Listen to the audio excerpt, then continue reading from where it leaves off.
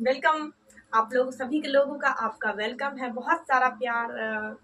हम इस छोटे से चैनल में आप लोगों का सपोर्ट करते हैं, आप लोग भी सपोर्ट कीजिएगा। हम लोग आपका वेलकम करते हैं। आइए, स्वागत है। हम लोगों को पढ़ना है। हम तो सबसे पहले अपना परिचय दे दें कि मेरा नाम पिंकी है और मैं बायोलॉजी शुरुआत करने जा रही हूँ कि उसमें बताऊंगी कि क्या कैसा पढ़ना है और क्या क्या पढ़ना है, क्या क्या नहीं पढ़ना है। 12th के बारे में पूरी जानकारी मिलेगी आप लोगों की कि जो 12th में बायोलॉजी है। अभी तो कुल मात्र हमने 12th का ही चालू किया है, तो इस बारे में आप लोगों को जानकारी देनी है। बायोलॉजी जो है हमारी, तो बायोलॉजी जो होती है तो ग्रीक भाषा के 2 शब्दों से मिलकर बनी होती है। आप लोगों को सभी चैनल वालों ने जानकारी दी होगी, ऑफलाइन वालों ने जानकारी दी होगी। हम भी थोड़ी सी जानकारी दे दे आप लोगों को कि जो हमारी बायोलॉजी है तो वो ग्रीक भाषा के 2 शब्दों से मिलकर बनी होती है। एक होती है हमारी बायोज, जिसका अर्थ होता है लाइफ। लाइफ मतलब तो जानते ही होगी कि हिंदी में लाइफ को हम क्या बोलते हैं, जीवन। और जो हमारा लॉजस होता है उसे हम बोलते हैं, उसका जो अर्थ होता है तो स्टडी। दोनों का अर्थ मिलाकर के बोलते हैं स्टडी ऑफ लाइफ। लाइफ के बारे में पढ़ना, अपने जीवन के बारे में पढ़ना, किसके जीवन के बारे में पढ़ना, वो सब हम डिटेल से जानेंगे। ओके, तो आज हम लोग इतना ही काफी है। और जो हमारी बायोलॉजी की जो सर्वप्रथम सजीवों का जो अध्ययन किया था तो वो हमारे थे अरस्तु।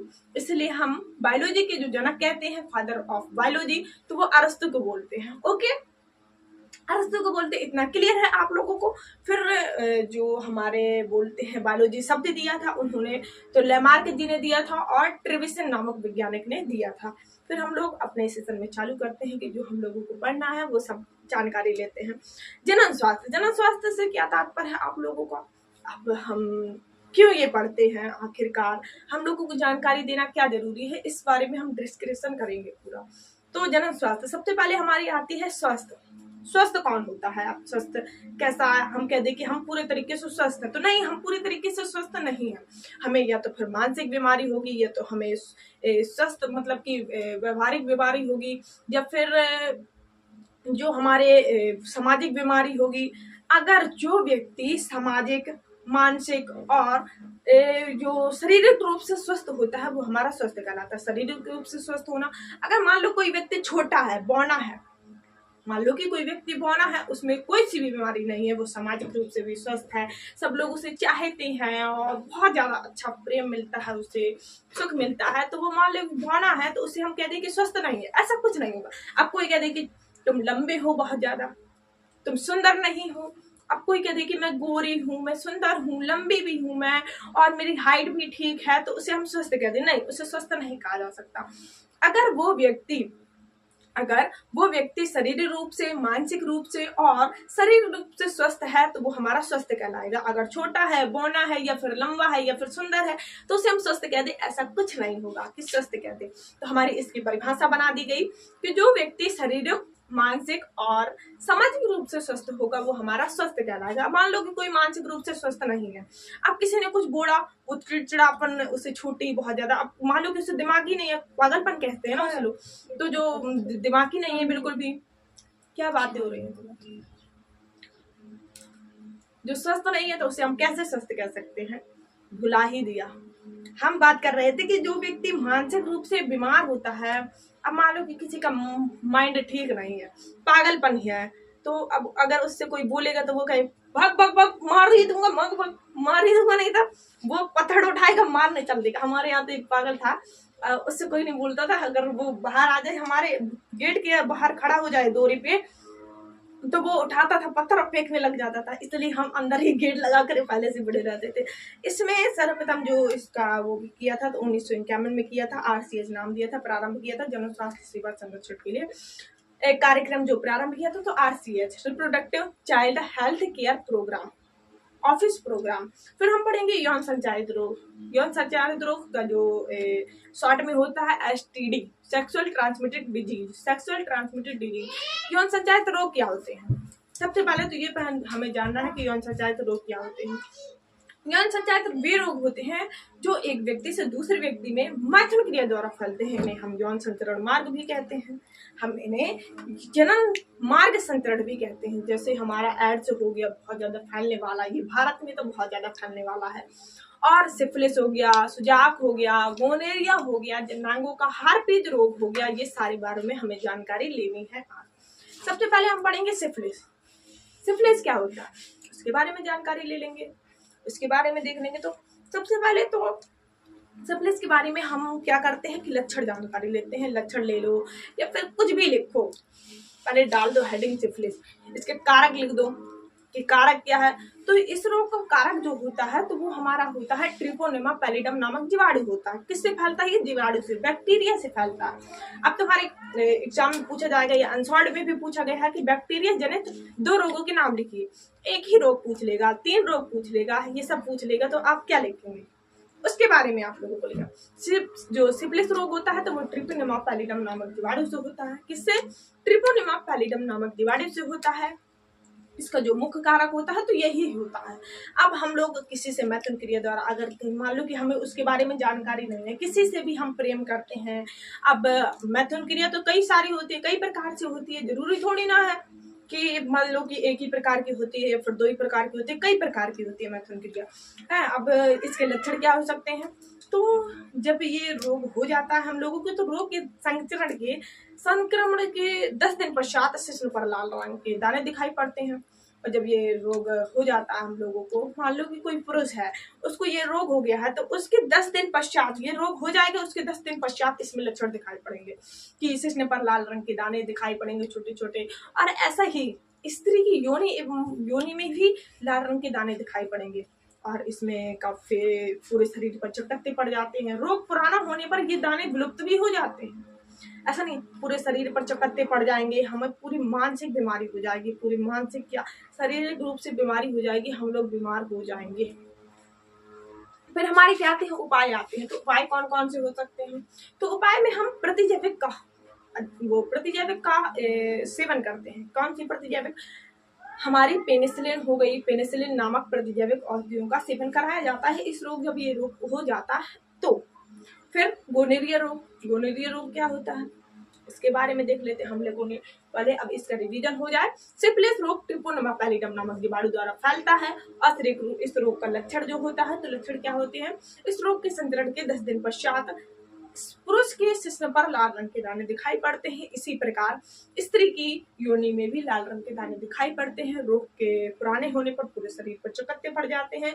जब ये रोग थोड़ा पुराना हो जाता है ना, तो ये दाने विलुप्त हो जाते हैं, कुछ समय पश्चात ये विलुप्त हो जाते हैं। उपचार पेनिसिलिन नामक प्रतिजैविक औषधि का सेवन कराया जाता है। गोनेरिया आ गए।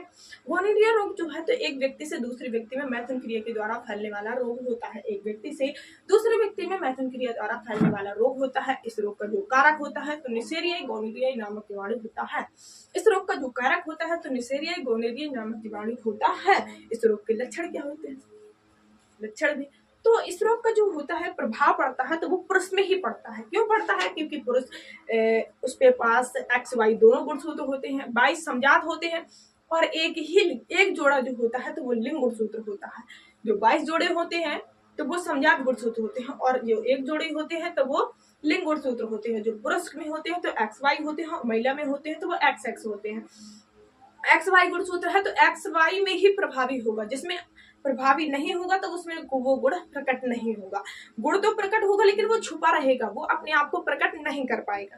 तो यही वो बताया गया है कि इस रोग के लक्षण जो होते हैं, गोनोरिया रोग जिसे हो जाता है, मान लो कि स्त्री को हो गया है तो स्त्री अपनी पीढ़ी में मान लो कि उसके बच्चे हुए, मान लो कि किसी भी लड़की है, कोई भी लड़की है, मान लो कोई भी लड़की है, आप किसी भी लड़की को मान लो अगर उसे वो रोग हो गया है तो वो अपने वो बच्चे को जन्म देगी, उसको नहीं होगा, बल्कि वो उसको नहीं होगा बल्कि वो बच्चे अगली पीढ़ी में जो बच्चे को जन्म देंगे उनको हो जाएगा। वो रोग का वाहक करती हैं, वो रोग का वाहक का कार्य करते हैं, रोग के वाहक का कार्य करते हैं। अब इस रोग के जो पुरुष में क्या प्रभाव पड़ता है तो देखो, महिला में तो कोई प्रभाव नहीं पड़ता, स्त्री में तो कोई प्रभाव नहीं पड़ता, परंतु पुरुष इस रोग से पीड़ित होते हैं। परंतु क्या होते हैं? पुरुष इस रोग से पीड़ित होते हैं। पुरुष के मूत्र मार्ग में जलन की शिकायत रहती है और जो प्रोस्टेट इस रोग का संक्रमक होता है तो प्रोस्टेट ग्रंथि एवं मूत्राशय तक फैल जाता है। क्यों फैल जाता है? इस रोग को हम क्या बोलते हैं? प्रोस्टेट कैंसर भी बोलते हैं। ऐसा नहीं है कि प्रोस्टेट कैंसर, यही तो हो जाता है कि प्रोस्टेट कैंसर भी बोलते थे। इस रोग का उपचार जो होता है, इस रोग को उपचार में हम लोग प्रतिजैविक औषधियों का सेवन कराया जाता है। बस यही हो गया। फिर हमारा हार्पिज हो गया। हार्पिज रोग क्या होता है? हार्पिक रोग भी, यह हार्पिक रोग जो कारक होता है इसका तो हार्पिक सिम्प्लेक्स वायरस होता है। क्या होता है? हार्पिक सिम्प्लेक्स वायरस होता है, वायरस द्वारा होता है, हार्पिक सिम्प्लेक्स वायरस द्वारा होता है। लक्षण क्या होते हैं?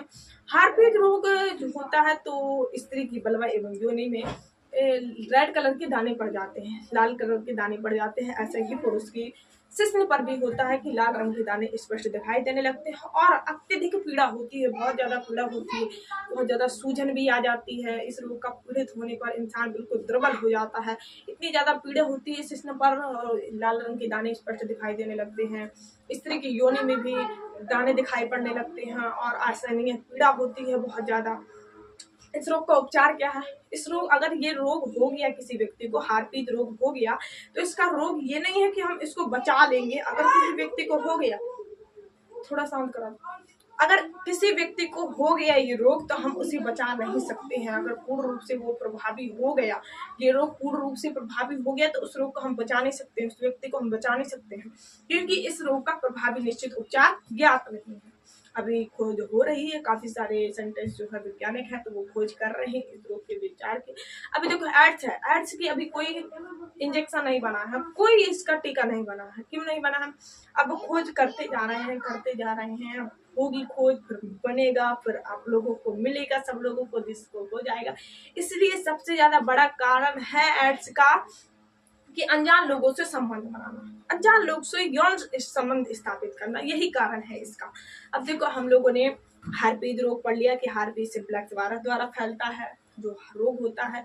इस रोग के लक्षण क्या होते हैं? तो शिश्न पर लाल रंग के दाने दिखाई पड़ते हैं और इसी प्रकार स्त्री की योनि में भी लाल रंग के दाने दिखाई पड़ते हैं और असहनीय पीड़ा होती है, बहुत ज्यादा असहनीय पीड़ा होती है और सूजन भी आ जाती है जननांगों में।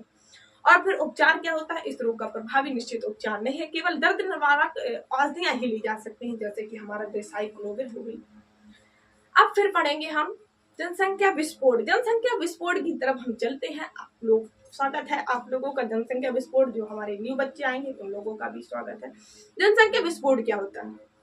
देखो सरल सी लैंग्वेज में, जनसंख्या का अचानक से बढ़ना ही जनसंख्या विस्फोट कहलाता है। क्या होता है? जनसंख्या का अचानक से बढ़ना ही जनसंख्या विस्फोट कहलाता है। अब जनसंख्या बढ़ने के कई कारण हो सकते हैं, कैसे बढ़ी? देखो पहले के जमाने में क्या होता था कि जनसंख्या कम थी तो अगर कोई बच्चा या फिर कोई इंसान, अगर कोई पुरुष या महिला तो पढ़ने का अधिकारी नहीं था, तो कोई पुरुष अगर वो 5 तक पढ़ गया, 5 पास है, उसे टांग कर ले जाया करते थे घर से। हमारे जमाने में तो नहीं होता था, हमारे पापा मम्मी के जमाने में होता था कि उसे उठा करके सीधा ले जाते थे स्कूलों में कि पढ़ाओ, तुम पढ़ाओगे। और वो क्या क्या करता था? वो पढ़ाता नहीं था, बल्कि इतनी ज्यादा सैलरी भी मिलती थी, फिर भी वो पढ़ाने का मन ही नहीं किया करता था। पता नहीं उनका कहाँ पे दिमाग था। आज हम लोगों को देखो, एक सरकारी काम के लिए 50-50 दिन तक भटकना पड़ता है, एक महीने तक भटकना पड़ता है, फिर भी वो काम नहीं होता है, पता नहीं क्यों। अब हम लोग जनसंख्या विस्फोट के बारे में पढ़ रहे थे, तो जनसंख्या विस्फोट सबसे पहला जो मुख्य कारण होता है, सबसे मुख्य कारण जो होता है, हर किसी चीज का मुख्य कारण होता ही होता है। तो सबसे पहला है कम आयु में विवाह या बाल विवाह। अब देखो कई सारे बच्चे होते हैं, अब कई ऐसे देश हैं, देश क्या बोलते, कई ऐसे काफी सारे शहर भी हैं कि जहाँ पर बाल विवाह होता है, कम आयु में विवाह होता है, 15 साल में विवाह हो जाता है, 16 साल में विवाह हो जाता है। पहले हमारी माता जी बताया करती है, हमारी शादी तो 16 साल में हो गई थी, तुम लोगों की तो 18 साल, 20 साल, 22 साल ऐसे में होती है। अब बढ़ो विवाह होता है, पहले तो बाल विवाह हो जाता था। अब तुम लोग कहोगे कि बाल विवाह की तो छोड़ो, अब बूढ़े में भी शादी नहीं होती है, बूढ़ा हो जाता है इंसान फिर भी शादी नहीं होती है, बहुत कम शादी होती है। अब उसके बारे में भी जानेंगे कि क्यों शादी कम होती है। जाओ, कम आयु विवाह। सबसे पहले कम आयु विवाह का मुख्य जो कारण है, जनसंख्या वृद्धि का मुख्य कारण क्या है? कम आयु विवाह या बाल विवाह। तो इसमें जो कन्या होती है तो उसका जल्दी विवाह कर दिया जाता है, पुरुष के साथ में जल्दी विवाह कर दिया जाता है 16 साल की एज में, 12 साल की एज में। अब देखो वो पूरी रूप से परिपक्व नहीं हो पाती है, उसमें जो अंडाणु बनने की क्षमता होती है, मान लो कि अंडाणु बन भी गया, पूर्ण रूप से परिपक्व नहीं होती है। बच्चे को जन्म देने के लिए, संतान को जन्म देने के लिए, शिशु को जन्म देने के लिए पूर्ण रूप से परिपक्व नहीं होती। इसलिए जिसको शरीर, जो हमारे कानून जो है सरकार ने इसे कानूनी वैध ठहरा दिया, कानूनी वैध ठहरा दिया गया है कि अब अगर कोई 18 साल से नीचे अगर अपनी लड़की की शादी करता है और जो उसे शादी करके ले जाता है तो उसे बहुत ज्यादा सजा भुगतनी होगी और उसे जुर्माना भी बहुत ज्यादा लगेगा। दूसरा कारण है हमारा पुत्र का महत्व। अब देखो कई सारे देखा होगा कि पुत्रों की वजह से, लड़कों की वजह से कई सारी लड़कियां हो जाती हैं, फिर भी इंसान कहता है कि काश मेरा एक पुत्र होता, काश मेरा एक लड़का होता जो मेरे बुढ़ापे का सहारा बनता, मुझे पाने देता। और बल्कि कन्या तो उससे बेस्ट होती है, फिर भी इंसान क्या सोचता है, हर अगर पढ़ा लिखा भी होता है ना कोई, वो भी यही सोचता है कि काश मेरे पुत्र होता, काश मेरा एक लड़का होता जो मेरे बुढ़ापे का सहारा बनता। वो ये नहीं सोचता कि लड़की है तो लड़का है, कोई फर्क नहीं है इसमें, ये कुछ नहीं सोचता है, इससे मतभेद करता है, इससे भी मतभेद करता है। वो कहता है कि नहीं, लड़की लड़का अलग है, लड़की लड़का अलग है। जो पढ़ा लिखा है वो भी यही सोचता है, ऐसा नहीं कि वो भी नहीं ये सोचता है, वो भी यही सोचता है।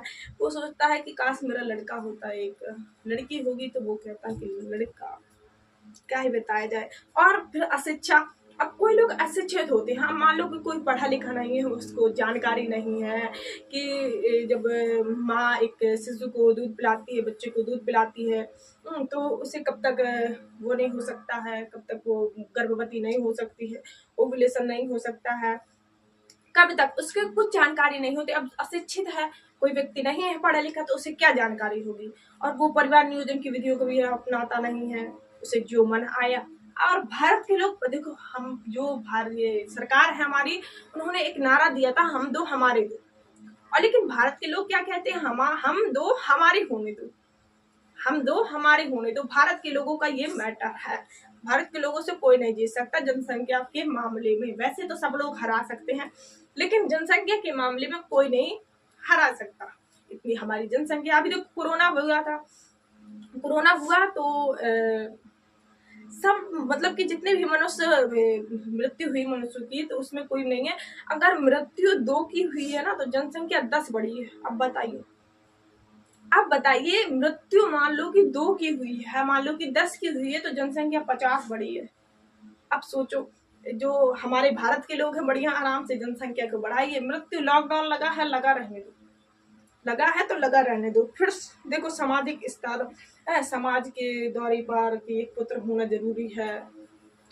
समाज के जो ग्रामीण लोग होते हैं, जो गांव के लोग होते हैं, वो सोचते हैं कि मेरे जितने बच्चे होंगे उतना धन कमा करके लाएंगे और उतना ही हमारा धन होगा। वो ये नहीं सोचते कि मान लो कि 10 बच्चे हैं, 10 बच्चों ने 50-50 हजार दिए, मान लो कि 10 बच्चे ने 50-50 हजार दिए, कितने हो गए, 10 बच्चों के 5 लाख हो गए। अब 5 लाख हो गए, उन्होंने 2 महीने तक दिए।